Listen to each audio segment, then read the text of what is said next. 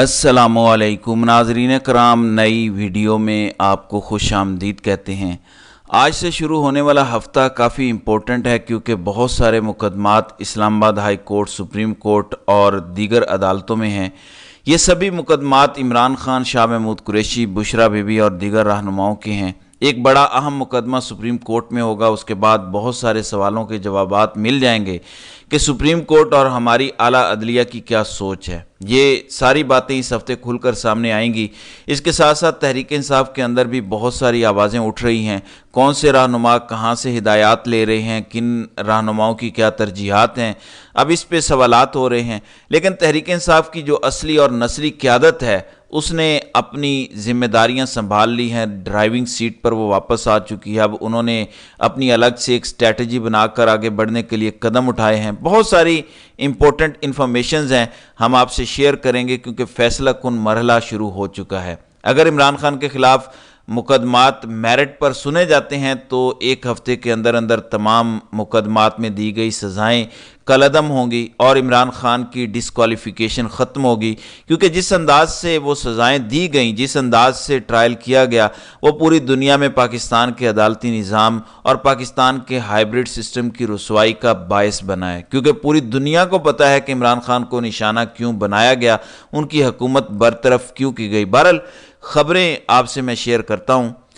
नाज़रीन किराम, सबसे अहम केस फौजी अदालतों का क़याम, फौजी अदालतों में सिविलियंस का ट्रायल 9 मई के तनाजुर में, क्योंकि बहुत ही दर्दनाक किस्म की स्टोरी सामने आ रही हैं। 9 मई के नाम पर जिन लोगों को उठाया गया उनमें से बेशुमार लोग लापता हैं, बेगुनाह भी हैं, और उन बेगुनाह अफराद के ख़ानदानों पे जो गुजर रही है वो काबिल रहम और काबिल तरस है। लेकिन किसी को रहम नहीं आ रहा, तरस नहीं आ रहा, और मामलात हुदूद से तजावुज़ कर चुके हैं। जितने गिरफ्तार रहनुमा वापस आए हैं उन्होंने जो हालात बताए हैं वो काफ़ी दर्दनाक हैं। फिर एक नौजवान गिरफ्तार है, उसके वालिद अपने दूसरे भाई की कब्र पर बैठकर एक किस्सा बता रहे हैं।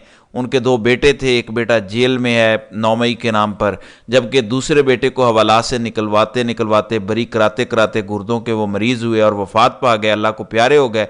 तो वो फरियाद कर रहा है कि अगर वाकई उसका बेटा गुनाहगार है तो उसको अदालत में पेश किया जाए, मुकदमा चलाएं, सज़ा बनती है तो सज़ा दें, वरना उसको घर भेजें और उसको मिलिट्री की तहवील से रिहा किया जाए। ओपन कोर्ट में मुकदमा चले, उन्हें कोई एतराज़ नहीं है। तो हर जगह से ये आवाज़ आ रही है।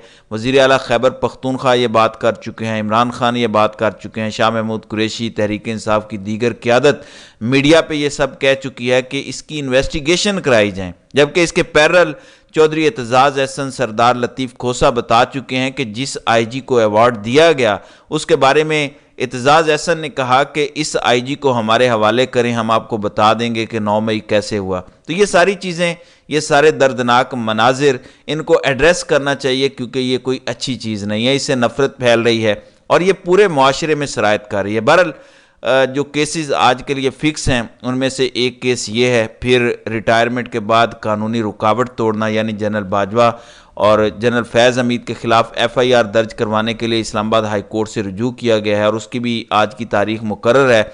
मुकदमे के इंदराज की दरख्वास्त है। हाई कोर्ट ने FIA जनरल बाजवा और जनरल फैज़ को नोटिस जारी कर रखा है। फिर सहाफ़ी जावेद चौधरी और शाहिद मेतला और पैमरा को भी नोटिस जारी है। यह बुनियादी तौर पर दरख्वास्त है कि जनरल फैज़ और जनरल बाजवा ने अपनी रिटायरमेंट से 2 साल तक खामोश रहना था, प्रेस कॉन्फ्रेंस नहीं कर सकते, मीडिया से बात नहीं कर सकते, लेकिन उन्होंने ये कानून तोड़ा, कुछ ऐसी बातें कर दी हैं जो उनके इल्म में थी, जो दुरुस्त नहीं है। फिर फौजी अदालतों के मामले में सुप्रीम कोर्ट का स्पेशल 6 रुकनी बेंच तश्कील दिया गया। Justice Aminuddin, justice Mohammad Ali Mazhar, justice Hasan Azhar Rizvi, justice Shahid Waheed, justice Musarrat Hilari और जस्टिस अरफान सादत खान हैं। साबिक chief justice Jawad S Khwaja ने यह दरख्वास्त की थी कि इसके लिए 9 रुकनी लार्जर बेंच बनाया जाए। इस बेंच में सीनियर मोस्ट जजेस जो हैं वो शामिल नहीं हैं। इसमें जस्टिस मंसूर अली शाह, जस्टिस अतर मिनल्ला, जस्टिस मंदोक खेल, या आफरीदी, जस्टिस आयशा मलिक वगैरह नहीं है, बल्कि ये 6 रुकनी बेंच बनाया गया है। जवाद एस ख्वाजा जो पटिशनर हैं انہوں نے چیف جسٹس سے ایک بڑے بینچ کی درخواست کی تھی جو کہ رد کی گئی۔ اس بینچ نے یہ فیصلہ کرنا ہے کہ 9 مئی کے تناظر میں جو کارکنان پی ٹی آئی کے گرفتار کیے گئے ان کا مستقبل کیا ہے، سول عدالتوں کے حوالے سے کیا کیا جائے گا یا فوجی عدالتوں کے حوالے سے۔ بہت ساری پی ٹی آئی کی خواتین گرفتار ہیں جن میں ڈاکٹر یاسمین راشد، عالیہ حمزہ، عائشہ بھٹا اور صنم جاوید ہیں۔ اس کے علاوہ بھی دیگر خواتین قید ہیں، جبکہ اسی طرح تحریک انصاف کے سابق گورنر عمر سرفراز چیمہ، دیگر سینیٹرز بھی گرفتار ہیں۔ تو پتہ چلے گا کہ اب ہوگا کیا، جبکہ اس دوران سپریم کورٹ 9 مئی کے 5 ملزمان کی رہائی کا حکم دے چکی ہے۔ جسٹس مندوخیل کی سربراہی میں بینچ نے حکم صادر کیا اور انہوں نے بہت سخت ریمارکس پاس کیے اور بتایا کہ کارکنان کو حق ہے احتجاج کرنے اور نعرے بازی اور ٹائر جلانے سے کوئی قیامت نہیں آ جاتی، یہ کوئی بغاوت نہیں ہے، اس پر کوئی دہشت گردی کا مقدمہ نہیں بنتا۔ تو ایک عمارت کی وجہ سے بہت کچھ کیا گیا، یہ خطرناک رجحان ہے جس کی نشاندہی سپریم کورٹ نے کی۔ بہرحال عمران خان کے مقدمات بھی اسی ہفتے زیر سماعت ہیں۔ سب سے اہم مقدمہ جو کنکلوڈ ہونے جا رہا ہے وہ ہے سائفر کیس کا۔ اس میں ہیرنگ ہو چکی ہے، مزید انکشافات ہو چکے ہیں۔ سابق سیکرٹری خارجہ اسد مجید بدستور روپوش ہیں، جبکہ اعظم خان بھی غائب ہیں۔ یہ سب کہاں ہیں، کس حالت میں ہیں؟ یہ اپنی مرضی سے خاموش ہیں یا ان کو خاموش کروایا گیا ہے؟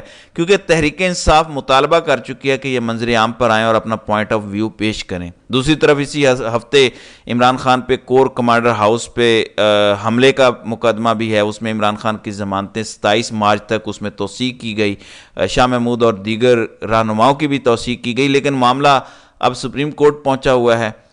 کبھی جے آئی ٹی کا کہا جاتا ہے، کبھی کچھ کا، جبکہ اس دوران صحافیوں پہ مسلسل دباؤ ہے۔ پھر توشہ خانہ کیس اسی ہفتے شروع ہوگا کیونکہ سائفر کے بعد اس مقدمے کی باری ہے۔ اگر سائفر کا میرٹ پر فیصلہ ہوتا ہے تو عمران خان اور شاہ محمود قریشی کے خلاف یہ مقدمہ خارج ہو جائے گا اور ان کی رہائی ہو جائے گی، کیونکہ ان مقدمات میں سپریم کورٹ نے شاہ محمود قریشی اور عمران خان کی ضمانتیں منظور کی تھیں، مگر ضمانتیں منظور کرنے کے بعد ان کو رہا نہیں کیا گیا، لہٰذا یہ کیس بڑا کمزور ہے، جبکہ سزائیں جو سنائی گئیں وہ ہمارے سامنے ہیں۔ یہی سچویشن توشہ خانہ کی ہے۔ اب ناظرین اکرام، پاکستان تحریک انصاف اسٹریٹجی ترتیب دے رہی ہے جس کا بنیادی مقصد عمران خان، بشرا بی بی اور تحریک انصاف کے دیگر رہنماؤں اور کارکنان کی رہائی کے لیے ایک احتجاجی تحریک کا آغاز کرنا ہے، کیونکہ جب یہ احتجاجی تحریک اور پبلک پریشر نہیں ہوگا، عمران خان کو رہا کرنے کا ان کا کوئی ارادہ نہیں ہے، جنہوں نے انہیں گرفتار کر کے جیل میں ڈالا ہوا ہے۔ چودھری پرویز الہی کی حالت انتہائی سنجیدہ ہے، ان تک رہائی نہیں دی جا رہی، وہ گرے ہیں یا ان پہ تشدد کیا گیا ہے، اتنی چوٹیں انہیں کیسے آئیں کوئی بتانے کو تیار نہیں ہے۔ پھر کل پاکستان تحریک انصاف پہلی دفعہ میدان میں آئی ہے اور انہوں نے چودھری پرویز الہی کا معاملہ بھی اٹھایا ہے۔ پھر مراد سعید نے ایک ٹویٹ کیا ہے، 2 دن پہلے انہوں نے کہا تھا کہ ہم ایک اسٹریٹجی بنا رہے ہیں کہ کس طرح سے پبلک پریشر بڑھایا جائے۔ خیبر پختونخوا میں حکومت ہے پاکستان تحریک انصاف کی، تو مراد سعید نے ایک ٹویٹ کر دیا، انہوں نے کہا کہ آج سوات سے عمران خان، بشرا بی بی، تحریک انصاف کی قیادت اور کارکنان ان کی رہائی اور پاکستان کی عوام کے مینڈیٹ کی واپسی کے لیے تحریک کا آغاز کریں گے، اور آج انشاءاللہ باقی اضلاع کے لیے بھی شیڈیول جاری کرنے جا رہا ہوں۔ جب بھی کور کمیٹی کی جانب سے دھرنے یا لانگ مارچ کا فیصلہ آیا، ہماری تیاری انشاءاللہ مکمل ملے گی۔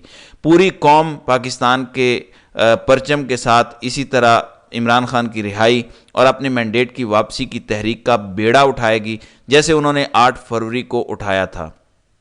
فیصلہ سازوں کو خبر ہو کہ پاکستانی قوم اب ناموں کی محتاج نہیں رہی۔ ہم جانتے ہیں کہ ہمارے ہر عمل اور بات کو وطن دشمنی اور دہشت گردی سے جوڑا جا رہا ہے، لیکن عمران خان نے اس قوم کی سوچ کو بھی آپ کے بیانیوں سے آزاد کر دیا ہے۔ قوم جان چکی ہے کہ ان کے فیصلے کی توہین ہی اصل وطن دشمنی ہے، ان کے مینڈیٹ کی چوری ہی اصل دہشت گردی ہے۔ آپ اس آڑ میں خیبر پختونخوا میں جن کارروائیوں کا ارادہ رکھتے ہیں ان سے باز رہیں۔ یہ سلسلہ اب تشدد اور کشیدگی کی طرف بڑھ رہا ہے۔ اس کی وجہ یہ ہے کہ تحریک انصاف کے کارکنان اور رہنماؤں سے متعلق سوچ لیا گیا ہے کہ ان کو سکھ کا سانس نہیں لینے دینا، ان کی آکسیجن تک بند کی جا رہی ہے۔